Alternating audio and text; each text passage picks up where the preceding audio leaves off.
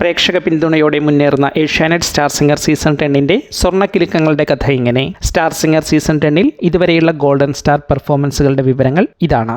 ആർക്കാണ് ഏറ്റവും കൂടുതൽ ഗോൾഡൻ സ്റ്റാർ ലഭിച്ചത്? ഗോൾഡൻ സ്റ്റാർ ലഭിക്കാത്ത മത്സരാർത്ഥികൾ ആരെല്ലാം? മത്സരാർത്ഥികളുടെ പെർഫോമൻസിന് 100-ൽ 100 മാർക്കും നേടുന്ന പെർഫോമൻസുകളാണ് ഗോൾഡൻ സ്റ്റാർ പെർഫോമൻസുകളായി പരിഗണിക്കുക. അതായത് പിഴവുകളൊന്നുമില്ലാതെ ഏറ്റവും മനോഹരമായി പെർഫോം ചെയ്യുന്നവർ എന്ന് സാരം. 53-ാം എപ്പിസോഡ് വരെയുള്ള കാര്യങ്ങൾ പരിഗണിച്ചാൽ ആകെ 16 റൗണ്ട് മത്സരങ്ങളാണ് ഇതുവരെ പൂർത്തിയായത്. ഈ സീസണിൽ 250-നടുത്ത് മത്സര പെർഫോമൻസുകളാണ് നടന്നത്.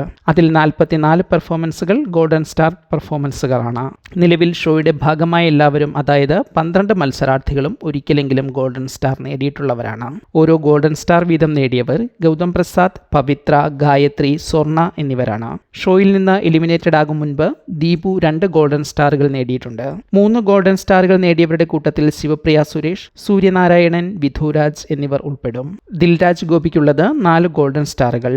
വൈശാഖൻ, അർജുൻ കേസി എന്നിവർ 5 ഗോൾഡൻ സ്റ്റാറുകൾ വീതം നേടി 3-ാം സ്ഥാനത്തുണ്ട്. 2-ാം സ്ഥാനത്തെത്തുന്നത് 6 ഗോൾഡൻ സ്റ്റാറുകൾ നേടിയ തീർത്ഥ സത്യനാണ്.